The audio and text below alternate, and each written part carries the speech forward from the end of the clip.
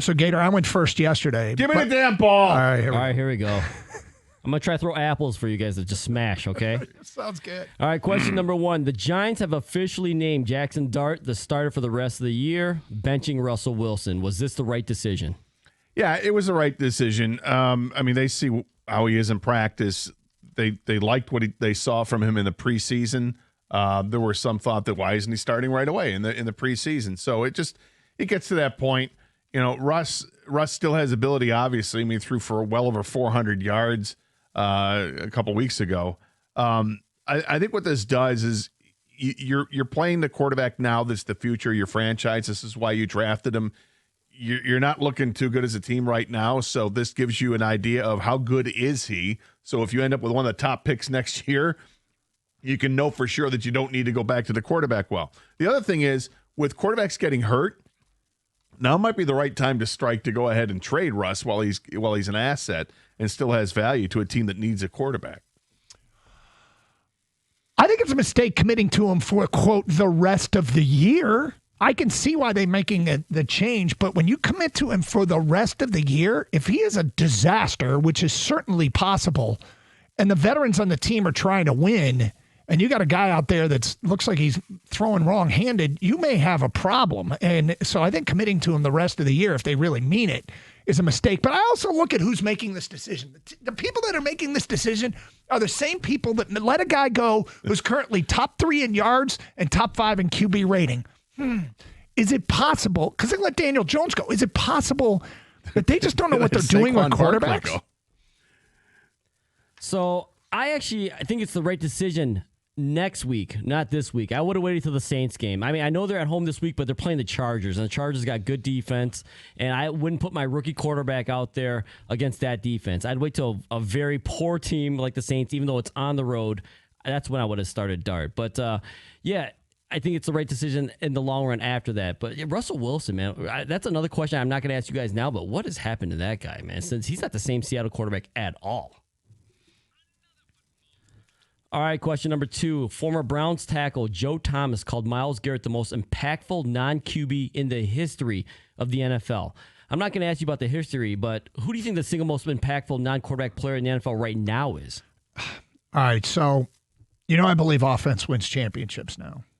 And so I'm like, who's the most unstoppable weapon in the league right now? And you can call me a homer if you want. I give 0 Fs what you call me.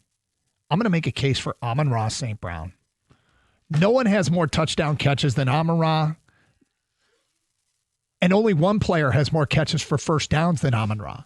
Of the top 35 wide receivers in the NFL, the guys who get all the targets, he has the highest catch per target of any of them. When Goff throws to Amon-Ra, they are completions. He's the unstoppable guy right now. You too?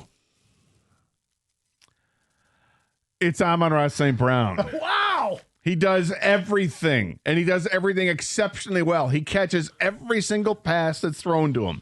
He runs after the catch. He runs through tackles. He runs as a running back. He blocks. He loves to block. He pitches the football to a guy who's going to score the touchdown. He's a leader vocally and by example. He's an automatic first down whenever you damn well need it.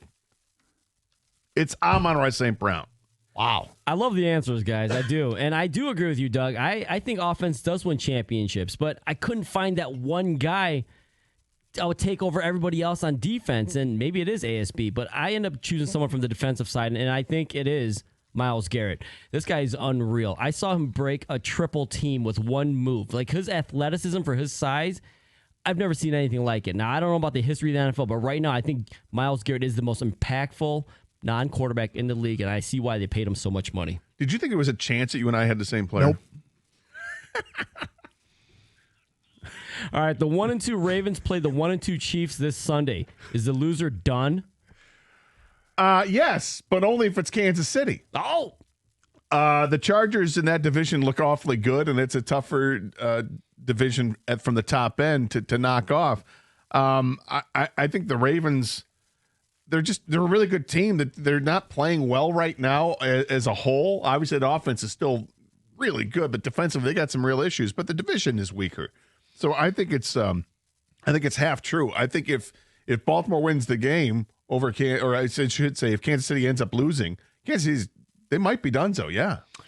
So I agree with you, and I'll give you some other reasons why. This is a game. This is a Kansas City home game. Kansas City is definitely in a tougher division, as you mentioned, with the Chargers and Denver. Yeah, they got Denver's a tougher schedule. too. I think Baltimore's biggest threat in their own division just lost Joe Burrow for the season. Baltimore's already 1-0 in their division. Kansas City's already 0-1 in their division. So, yeah, I think Kansas City is in a world of hurt, which goes back to one of Kang's bold-ass predictions that Kansas City would miss the playoffs. Well done.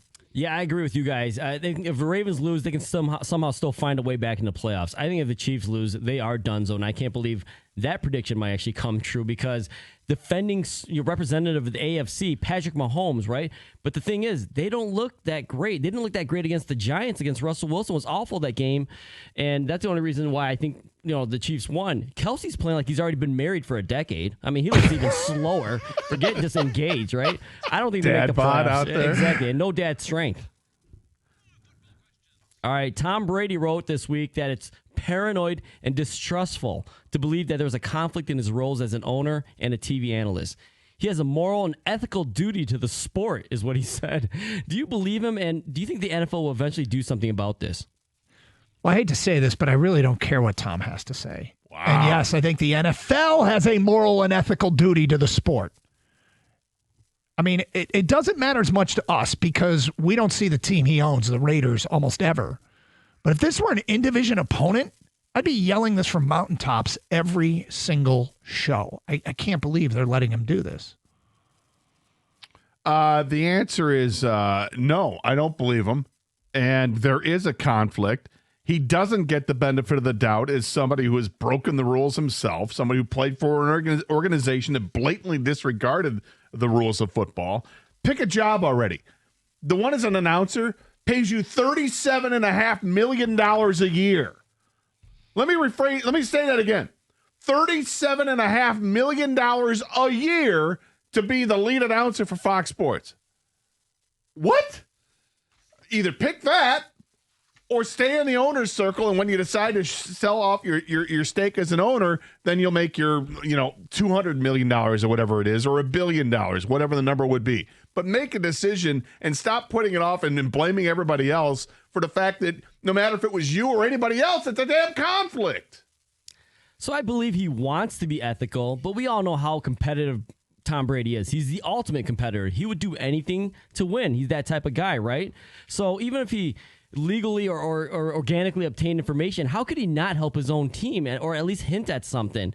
With that being said, I do think it's a bit overblown, the information he does receive. I mean, it's not like they're going to give up everything in these meetings, player meetings or coaches meetings, but perception is reality to a lot of people. And for that fact, I think the NFL does need to change the rule because people aren't going to believe that he doesn't have some kind of unfair advantage. All right, 5 backup QBs already played and had to start in week 3.